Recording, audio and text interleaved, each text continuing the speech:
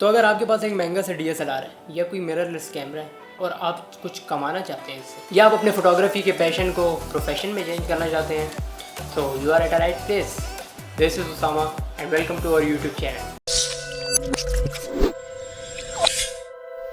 देखो, आज आप जहाँ पे खड़े हो, 4 साल पहले मैं भी यहीं पे खड़ा था और मैंने यूट्यूब पे बहुत सारी वीडियोस सर्च की जो मुझे गाइड कर सकें, जो मुझे इस वेडिंग फोटोग्राफी बिजनेस में आगे ले जा सकें।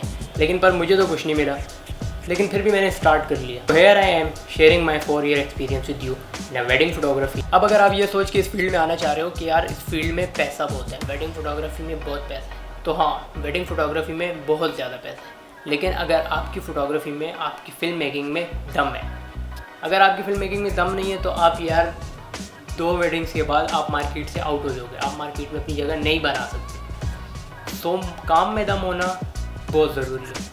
तो फोटोग्राफी में, वेडिंग फोटोग्राफी में पैसा आपके पास आएगा, लेकिन उससे ज़्यादा आपने फोकस करना है अपने काम पे, अपने काम को इम्प्रूव करने पे। अब तुम लोग के माइंड में एक क्वेश्चन आएगा और वो एक बहुत कॉमन सा क्वेश्चन है कि यार अब इतने सारी मार्केट में इतने सारे फोटोग्राफर्स हैं तो कोई मुझे क्यों हायर करेगा। Important question. तो देखो भाई, बाकी मार्केट्स की तरह इस मार्केट में भी डिमांड एंड सप्लाई का सीन है। तो अगर पिछले कुछ चंद सालों की बात की जाए तो ये वेडिंग फोटोग्राफी की इंडस्ट्री जो है ये बहुत इवेल्युएट हुई है और काफ़ी सैचुरेट भी हो गई है, मतलब फोटोग्राफर्स बढ़ गए। तो अगर 7-8 साल पहले इस इंडस्ट्री की बात की जाए, सप्लाई भी कम थी और डिमांड भी कम थी। सप्लाई इस तरह कम थी कि फोटोग्राफर्स कम थे, इतना ट्रेंड नहीं था, डिजिटल मार्केट इतनी नहीं थी, सोशल मीडिया नहीं था, तो इस चीज़ पे इतना फोकस नहीं कर रहे थे। तब सप्लाई भी कम थी, फोटोग्राफर्स भी कम थे, डिमांड भी कम। लेकिन आहिस्ता आहिस्ता 7-8 साल में जितनी सप्लाई बढ़ती गई है, मतलब फोटोग्राफर्स बढ़ते गए हैं, उतनी ही इसकी डिमांड भी कम होती गई है। अगर 7-8 साल पहले की बात की जाए, 3 मेन इवेंट्स होते थे, और जैसे मेहंदी, बारात, वलीमा। लेकिन अब जैसे कि आप सबको भी पता है, इवेंट्स बहुत बढ़ चुके हैं। इंगेजमेंट हो गई, निकाह हो गया, बेबी शावर हो गए, बर्थडेज हो गई, ब्राइडल शावर्स हो गए। तो ऐसी बहुत सारी चीज़ें एक्स्ट्रा इंक्लूड हो गई हैं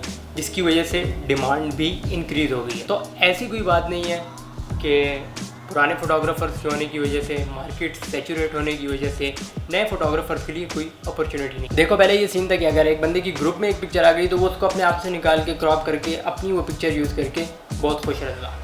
लेकिन अब क्लाइंट्स की भी रिक्वायरमेंट बढ़ चुकी है। अब उस बंदे को पोर्ट्रेट्स भी चाहिए, अब उसको कैंडिडेट्स भी चाहिए, अब उसको ग्रुप पिक्चर्स भी चाहिए।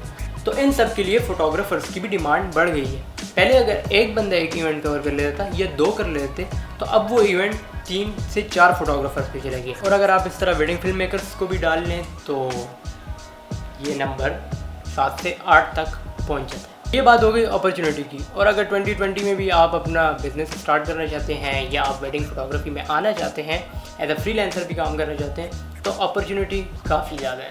अब आते हैं लर्निंग की तरफ।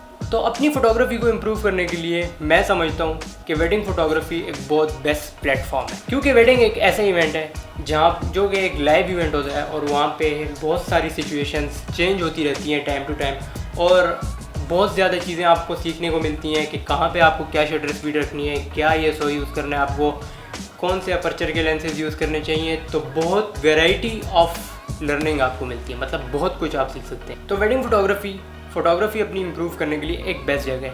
फॉर एग्जांपल, आप किसी सीनियर फोटोग्राफर के साथ काम कर रहे हैं तो दिस इज़ द प्लेस जहाँ पे आपको टिप्स भी मिलेंगी और वहीं पे आप उन टिप्स को एक्सपेरिमेंट कर सकते हैं, वहीं पे आप अपनी गलती निकाल सकते हैं, वहीं पे आप अपने आप को सही कर सकते हैं। सो मेरे लिए वेडिंग फोटोग्राफी एक बहुत बेस्ट जगह थी जहाँ पे मैंने इतना कुछ सीखा है और एक्सपेरिमेंट किया है, उसको एडिटिंग में भी ठीक किया है और बहुत सारी चीज़ें मैंने की हैं, और ये सब मेरा एक्सपीरियंस है। तो I will share in the next videos ऐसा ऐसा।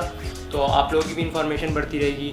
जो कोई भी क्वेश्चन हो आप लोगों का, आप वो कमेंट सेक्शन में मुझसे पूछ सकते हैं। तो I will try to answer all the question. देखो भाई, सारी बातें अपनी जगह पे। लगता तो ये काम बहुत आसान है, लेकिन ये काम आसान नहीं, क्योंकि एक ब्राइड और ग्रूम के लिए ये उनका एक स्पेशल दिन होता है, और अगर आप उनके दिन को ख़राब कर दें तो I will recommend and I will suggest that कि आप लोग किसी भी वेडिंग इवेंट कवर करने से पहले किसी भी सीनियर फोटोग्राफर के साथ एज असिस्टेंट काम करें, काम सीखें, काम को समझें और उसके बाद किसी भी इवेंट को अपने सर लें और ख़ुद कवर करें। देखो भाई, ये वीडियो उन लोगों के लिए नहीं है जिनको फ़ोटोग्राफी का कुछ नहीं पता, या वो मोबाइल फ़ोटोग्राफर्स हैं, या उनको कैमरे की नो हाउ नहीं है। ये वीडियो सिर्फ उन लोगों के लिए है जो ऑलरेडी फ़ोटोग्राफी कर रहे हैं, जो इंस्टाग्राम पे फ़ोटोग्राफी कर रहे हैं, फेसबुक पे कर रहे हैं, दोस्तों की अच्छी अच्छी पोर्ट्रेट्स ले रहे हैं और वो चाह रहे हैं कि यार वो इससे कुछ अर्निंग करें और वेडिंग फ़ोटोग्राफी में आना चाहते हैं। उनको अच्छी खासी नॉलेज है, क्योंकि I will not create any tutorials